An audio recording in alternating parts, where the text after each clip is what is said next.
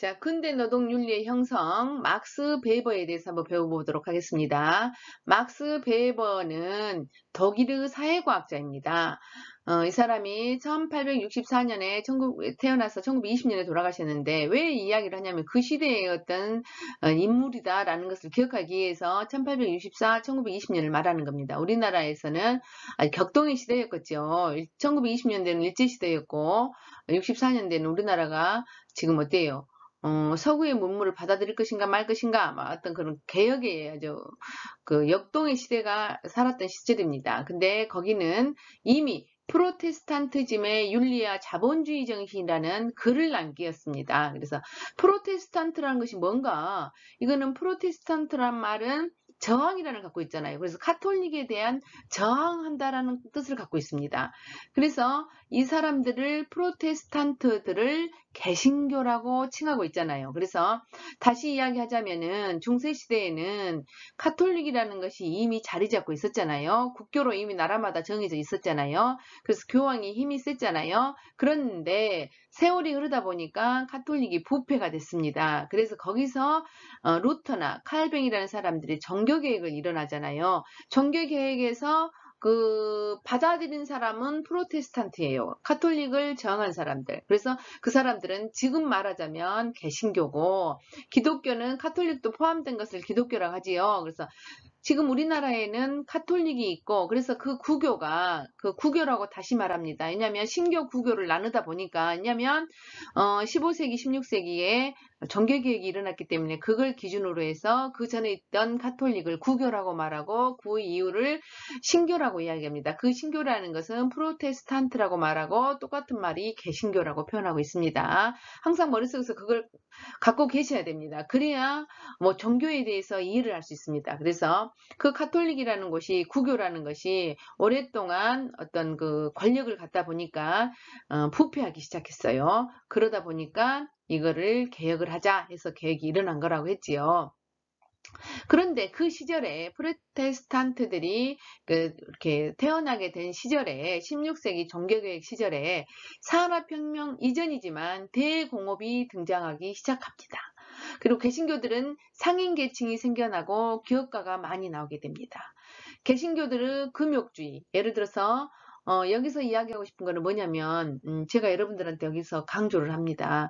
자, 4차 산업혁명이 우리가 일어나고 있는데, 그때 16세기에는 혁명이 일어나던 시절이에요. 우리도 지금 4차 산업혁명이라고 말하잖아요. 옛날 간의 수공업이 이어지고, 옛날 고대의 어떤 전통적인 어떤 것들이 계속 이어지고 있는데, 이 개신교들은, 그러니까 카톨릭을 믿고 있는 사람들은 그대로 그냥 안주하고 살아가지만, 이 개신교들은 제가 봤을 때는 그 시절에는 깨어있는 사람이라고 저는 생각합니다. 깨어있는 사람들은 뭐 개신교를 가졌다고 해서 깨어있다라는 것은 아니지만 어떤 새로운 것에 대한 어떤 그 갈구하고 있던 사람들은 그 시절에 그 대공업 같은 것이 등장할 때 기술을 배우고 익힙니다. 그런 것들을 습득하려고 노력합니다. 그래서 우리도 마찬가지죠. 역사는 돌고 돈다겠잖아요. 4차 산업혁명이 있을 때 우리가 그러면 이때 무엇을 공부해야 될 것인가? 우리가 지금 4차 산업혁명에 관한 어떤 것들을 우리가 공부를 해야 되잖아요. 그래서 눈이 여러분들한테 강조를 합니다. 어떻게 강조를 하냐? 학교에서 AI 뭐 융합교육 이런 것들을 많이 실시하게 되잖아요. 그럴 때 여러분들이 학교에서 실시하면은 무조건 공부하라는 겁니다. 무조건 들어가서 보라는 겁니다. 왜? 지금 시대가 원하는 그런 것들을 공부를 해야 되기 때문에 가르쳐 주는 거 아닙니까? 근데 그걸 받아들이지 않고 지금 있는 상태로 계속 안주해 버린다면 발전이 없어요. 그래서 카톨릭자들, 구교인 사람들은 그대로 안주를 내버렸고 개신교를 믿는 사람들은 금욕주의까지 겸해서 굉장히 열심히 새로운 것들은 문물을 배우고 기술을 익히고 했단 말이에요. 그래서 개신교들에 의해서 지금 막스 베버가 하고 싶은 말은 그 개신교들에 의해서 자본이 축적됐다고 이야기를 하는 겁니다. 그래서 개신교들의 금욕주의, 칼뱅은 성직자들도 재산을 투자하고 성결한 생활을 해야 한다고 주장했다.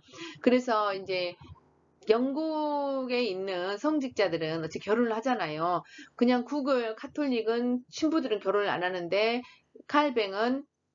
칼뱅이 주장한 종교는 결혼을 하잖아요. 그래서 일하지 않는 자 먹지도 말라. 사도 바울의 명제는 가난한 자나 부유한 자나 모두에게 적용이 됐다라는 겁니다. 신이 내린 어떤 천직이다. 이렇게 생각을 하라는 겁니다. 그래서 다시 한번 설명합니다.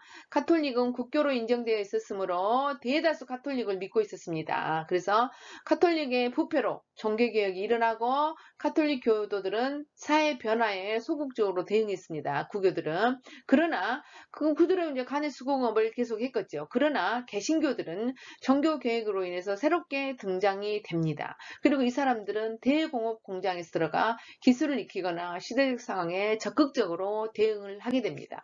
이 사람들이 자본을 축적하게 되고 산업혁명을 일으키게 된다는 겁니다.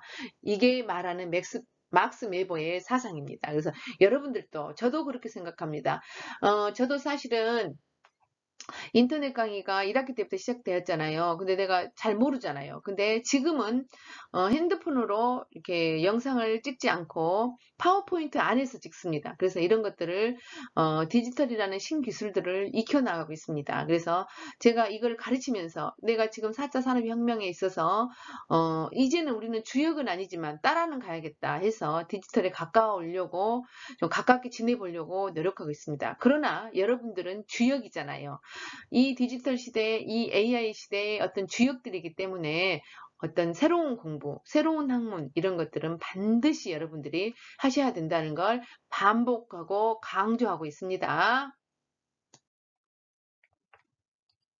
자본주의 정신이란 미국 정치인 플랭클린이 말한 것을 인용해 설명해 보도록 하겠습니다. 시간은 곧 돈이라는 사실을 기억하라.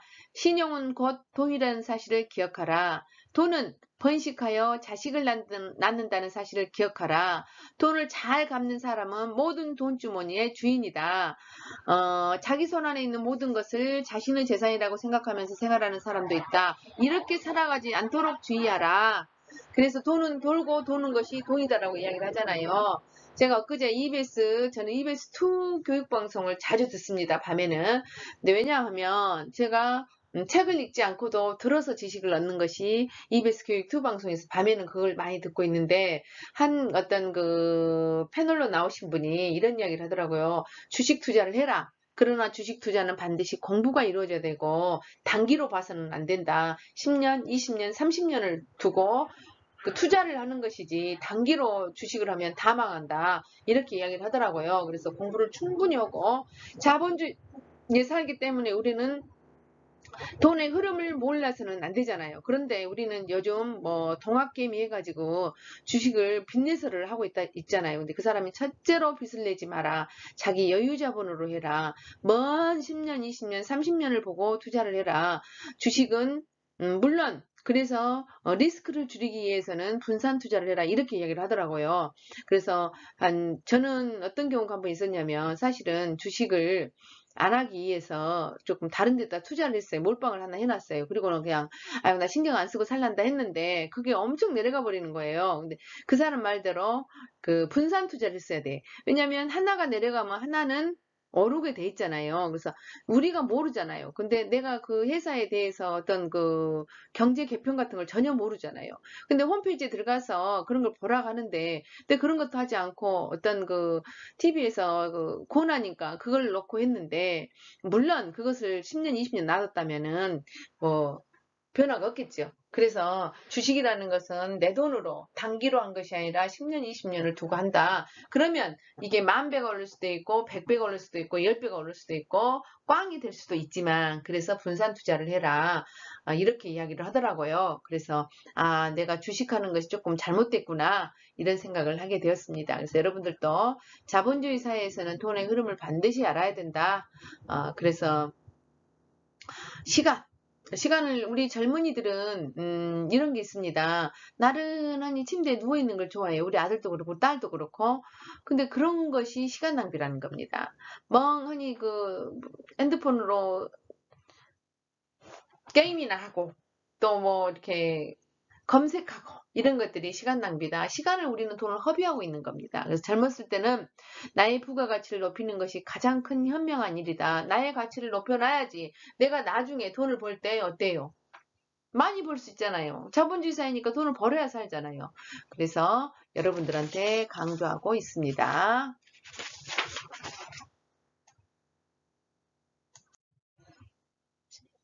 자, 플랭클린의 성공 윤리를 한번 책에 나와 있습니다. 그래서 살펴보도록 하겠습니다. 이 사람은 10살에 아버지를 돕기에 학교를 그만뒀다고 합니다. 그래서 어떻게 보면 자수성가신 분이잖아요. 미국에서 자수성가의 대표적인 인물이다. 과학자이며 발명가이기도 하다. 미국의 정치적 국보로서 추앙받고 있다. 플랭클린은 말하고 있다. 좋은 습관을 익히고 나쁜 습관을 버리자. 공자님께서 말씀하셨습니다. 뭐라고? 인간의 본성은 거의 비슷하다. 다만 습관에서 차이가 난다. 우리 뇌과학자들이 말하고 있습니다. 이 뇌라는 것은 3주만 길을 잘 들여놓으면 그렇게 어렵지 않게 습관대로 유지가 된다는 겁니다. 그래서 혹시 내가 아침 일찍 운동을 해야겠다, 아침 일찍 학원을 가야겠다 했을 때 3주만 잘 버티면 이 힘들지 않아도 이렇게 일어나게 된다라는 겁니다. 이 뇌가 그렇게 생겨 먹었다라는 겁니다. 그래서 우리는 어떤 그 좋은 습관을 기르는 것이 무엇보다도 중요하다. 자, 공부를 잘하는 학생은 그 뇌를 계속 사용하고 있잖아요. 그리고 그것들을 계속 하게 되잖아요. 그러니까 공부를 잘하는 거예요. 달리 공부를 잘하는 거예요. 습관이 나를 그렇게 만든 거잖아요. 내 습관이 좋은 습관이면 그 좋은 습관들을 유지를 하고 이 나쁜 습관들은 어때요? 3주 동안 고생해서 그걸 깨내야 되죠. 3주 동안만 고생을 하면 이 뇌라는 것은 그렇게 회로가 형성이 된다라는 겁니다. 꼭 기억하시기 바랍니다. 가난한 리처드의 책력을 한번 보도록 하겠습니다. 당신이 부자가 되고자 한다면 돈을 모으는 것만큼 전략에 대해서도 신경을 써라. 자, 돈은 뭐 100만 원을 벌어. 100만 원 다 쓰면 아무 필요가 없잖아요. 100만 원을 벌어. 최대한 적게 써서 모아야 되겠잖아요. 그래야 내가 돈이 생기잖아요. 그리고 나중에 그 돈이 나한테 또 돈을 벌어줄 거 아니에요. 그리고 돈을 빌린 사람은 있기 쉬워도 돈을 빌려준 사람은 결코 잊지 않는다는 것을 명심하라. 네가 빌렸으면 돈은 반드시 갚아라. 가난하면 힘이 빠지고 부족해지는 경우가 많다. 그래서 가난은 죄가 아니지만 가난하면 힘이 빠지고 자신감이 없어진다. 내가 돈 하나도 안 갖고 친구를 만날 때하고 내가 돈을 갖고 친구를 만날 때하고 어때요? 달라지지요. 그래서 돈이라는 것은 반드시 있어야 된다는 겁니다. 그렇지만 우리들이 돈이 많이 벌 수는 없잖아요. 그래서 전략을 하자라는 거죠.